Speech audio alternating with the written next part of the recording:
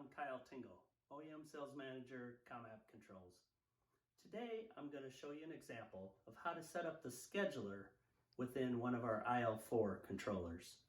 Specifically, I have an AMF8 controller here, and we're going to set up two timers specific for a light tower application. So from the menu buttons, choose the 3-bar menu, and in this case, if it's your first time, you would have to log in. But once you're logged in, arrow down till you find scheduler, then hit the enter button. And then the time should be set up from the factory, OEM factory, but you can verify your time here. It's set up in military format with an exact time zone preference.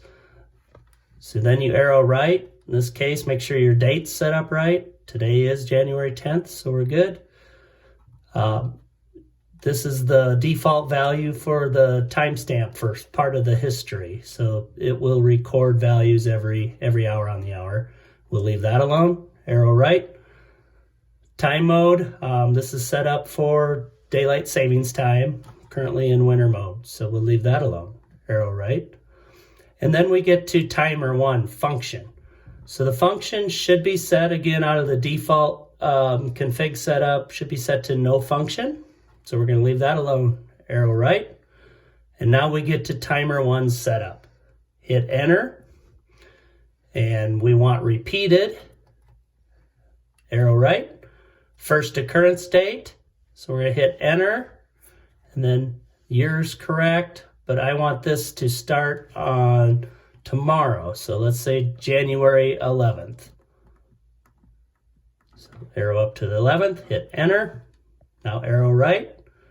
First occurrence time. So when do you want this to start? So I want it to start at dark or dusk, which is approximately 6 p.m. You can see it says 6, but we need it to show in military time, so it'd be 1800.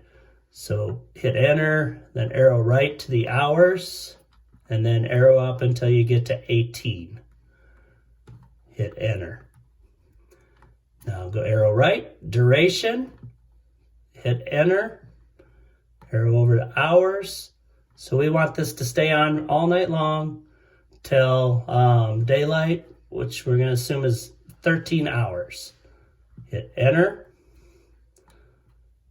Okay, so we could choose daily in this case and then set up to exclude weekends. But in my specific example, I want to run 6 days a week, so Monday through Saturday. So that's best served to choose weekly. Hit enter. Now arrow right. Now we're going to toggle through each day, hitting the enter button to go from off to on. Arrow down, on, and continue on down through the days till you have everyone on that you want. So we're going to turn Saturday on, but leave Sunday off. Okay, now we arrow right. Refresh period, this should be set to current value 1, which it is, so we'll leave that alone. Arrow right, and that's the end of the timer 1 setup. Hit the back button, and then we're going to arrow right to timer 2 function, should be no function as well. Arrow right to timer 2 setup. Hit enter. We want it repeated. Arrow right. We're going to start first occurrence timer. We want to set to the 11th, so we hit enter, and then arrow left to the day. I'm going to change that, go up to 11, which is tomorrow.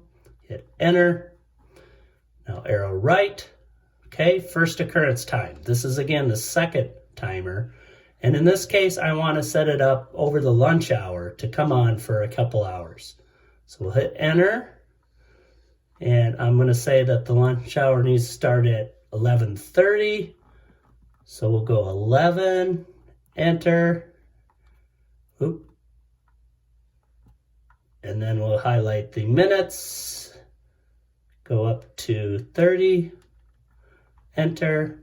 Now you can arrow right. Duration. Enter. Arrow left. We want to increase it to 2 hours. Enter.